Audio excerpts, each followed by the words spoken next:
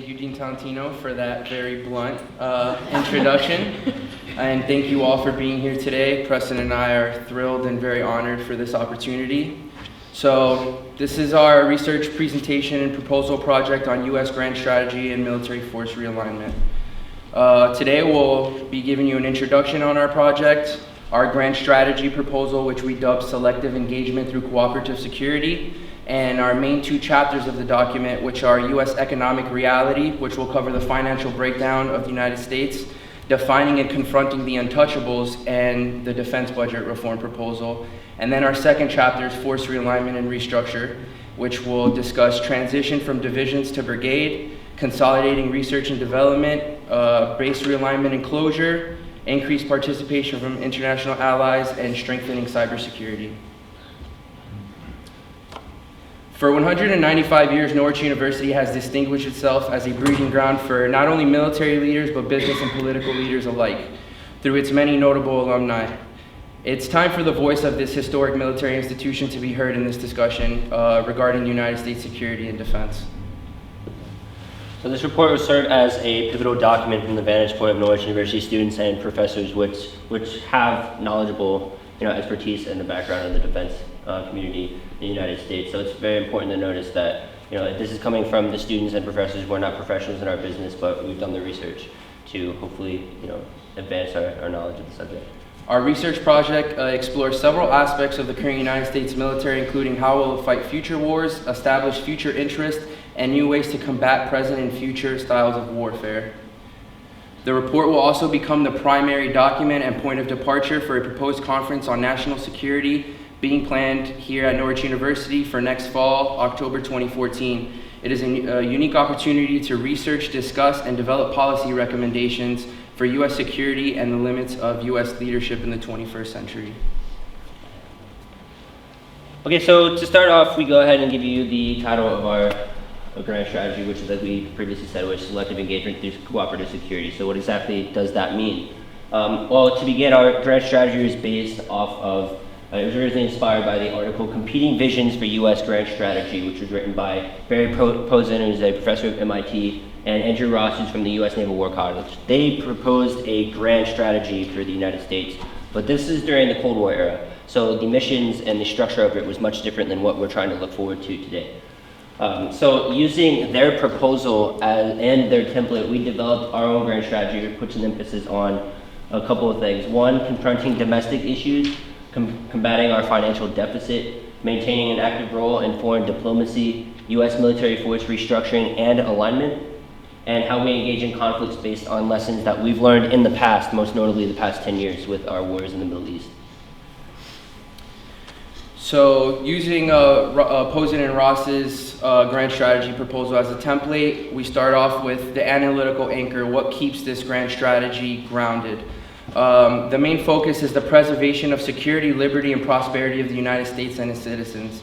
That should be the primary interest, while promoting peace among the international community.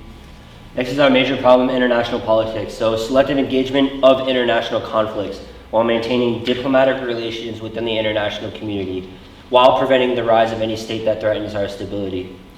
The proposed preferred world order of our grant strategy states that we have the responsibility to maintain our own security and stability along with all the other countries in the world. However, the U.S. will still play an active role in promoting the use of international institutions with the intention of preserving global stability.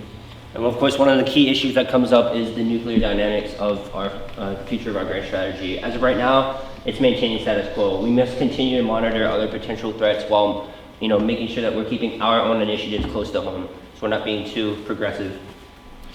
Conception of national interests focused on preserving the strength and security of our nation while monitoring unstable states and promoting expansive world peace.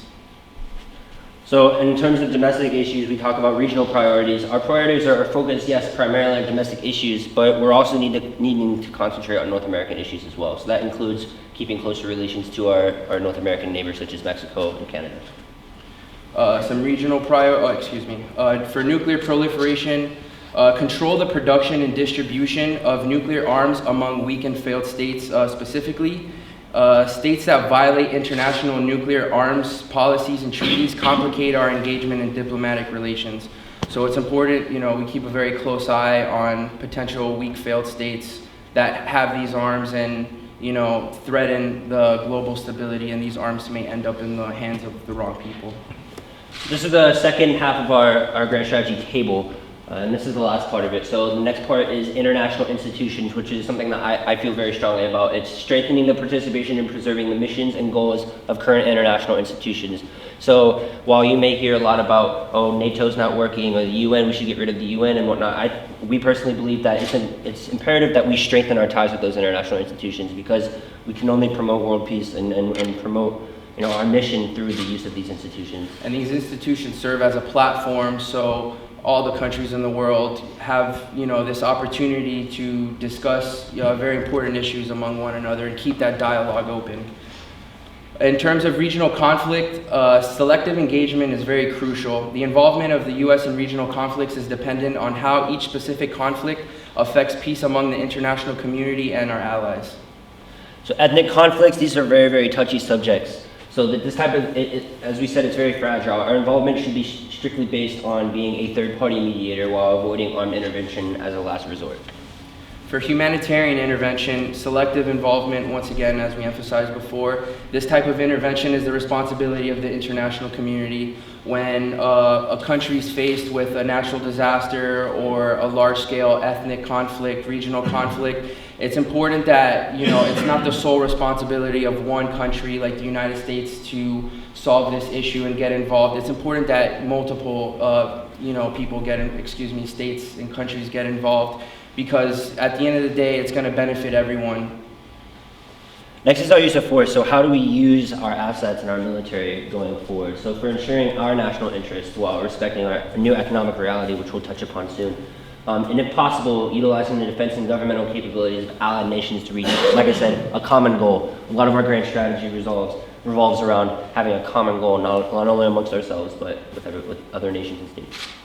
Our force posture proposal is structuring our forces with sufficient capability to deny victory to any aggressor, continue raising the standard of defense by maintaining a modern and technologically advanced military, finally to engage in speedy, efficient, and low-casualty wars.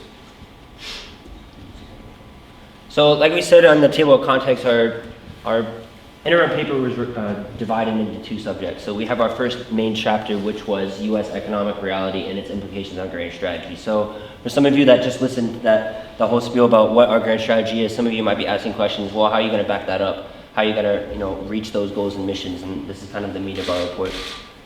So even while engaged in two lengthy and costly wars, the U.S. is still considered to have a competitive economy. But the fact is, our country is faced with a $36 billion deficit, and confronting this deficit plays a major role in preserving the stability in this country, and this is something our grand strategy highlights. So as you can see, this is the financial breakdown. We split our graph into two types of spending. It's called mandatory and discretionary spending. And as you can see, I hope some of you can see the fine print. It's a fairly extensive graph. But as you can see, mandatory and discretionary spending, we'll touch a little bit more about mandatory spending in a moment. But under mandatory spending, this is what our government will allocate money towards Social Security, Medicaid, Medicare, and other things like unemployment compensation, federal, civilian, and military retirement, veterans' benefits, and tax credit, food stamps, and other programs in this category. And then in the discretionary spending, we have all our defense spending, which is currently at a $700 billion allocation, and non-defense spending, which covers more income security, education, veterans' benefits, Department of State, and things in that nature. Okay, so defining and confronting the untouchables. So if you think about mandatory spending, we want to have an equal amount of mandatory and discretionary spending, because we're spending so much on defense, but we're not allowing enough of our cash flow to go into programs that are going to help stabilize our country's future. So we have these things called the untouchables. I'm sure you've heard the term before. The programs that, these programs that... they ensure the welfare of our less fortunate citizens. It's important that our country continues to do this, but within means. It's very popular that defense spending is quite often critiqued first, but as you can see, mandatory spending is significantly is allocated a significantly amount more of money. So it's important to acknowledge that mandatory spending significantly outweighs discretionary spending, which contains things like education, veterans benefits, Department of State, health programs, and etc. So next is our defense budget reform. So our recommendation for the range of defense spending into the future is $275 to $375 billion. During peacetime. Yeah, during peacetime. Over the last 10 years, our defense budget has skyrocketed and had an all-time high upwards to close to $700 billion. And that's not what we need in this day and age, especially leaving the decade-long wars that we're exiting. So we do this by doing a few things. One is lowering overhead spending by 5%. That alone saves over $100 billion a year. Reducing the civilian workforce by 75,000 workers and the DODs by 150,000 workers. And restructuring the acquisition process used by the military, opening up a dialogue among defense contractors so we can get the best available deal possible. And as you can see by this graph, it's pretty crazy to think that the next 10 countries after us can't even come close to how much they spend in comparison to how much we spend on defense every year. You can add up these 9 countries and they still wouldn't surpass what we allocate on our defense spending. So forced restructure and realignment. Just as important as focusing on domestic issues and confronting our economic realities, the realignment of our force structure to accommodate confronting this national deficit. This section will explain how our grand strategy's goal of maintaining a mobile, effective military in a cost-efficient manner can be achieved. So from transition from divisions to brigades, as I've heard, there's a certain author that's going to be speaking this week for the Colby Symposium, and he's been very, very active in promoting the transition from divisions to brigades. So brigade combat groups with 3,000 to 5,000 troops, embedded with all assets. You have armor, artillery, intel, communications, etc. Those are necessary for combat. Everything they would need to engage in combat all on their own. See, because what happens is that having a divisional structure is everything is highlighted at a higher level, whereas in a brigade structure, you have everything focused at a lower level. All assets are acquired and obtained at a lower level. So you can have, it's stated at a brigade level, you can deploy 40,000 troops within 28 days with all assets necessary. This would create operational independence at lower levels and the ability to easily integrate with other services when doing so. This is, as I mentioned before, this is typically hard to achieve at a divisional structure. Next is our base realignment and closure, otherwise known as BRAC. So the U.S. has not had a successful round of BRAC since 2005. That's almost 10 years ago. And the Army has confirmed downsizing the numbers not seen since World War II, 440 to 550,000 troops. Along with that and withdrawing from a decade-long engagement in Iraq and Afghanistan and the end of wartime approaching, it should definitely be, a next round of BRAC should definitely be considered to not only accommodate our financial deficit, but this potential restructure in the Army and other branches of the military. Next is our strengthening cybersecurity. This is a unique topic because if you were to ask about this 10, 15 years ago, it wouldn't really make as much of an impact as it does now. The 21st century introduced that new dimension of warfare, which is cyber warfare. And the U.S. digital defense integrity has been compromised numerous times over the past 10 years. You can see it in the news every once in a while. Every branch of the military has forces committed to cyber warfare, but it's important that their mission is more defense-oriented, simply because, as we mentioned before, we're having our firewalls breached at all different levels, not only at federal or defense or political, it's also our private contractors and just everyday American corporations. These are very sensitive pieces of information, and people that we might not necessarily be the best of friends with are getting a hold of the plans for fighter jets, tanks, even something as simple as IRS tax returns. This is information that should be secured and should be kept secured in our firewalls. So a couple of ending comments. I know the presentation went by a little bit quickly. However, this is just our interim report, and we're not done yet. So the rest of the report will be completed in its entirety early next month, shortly before we graduate in May.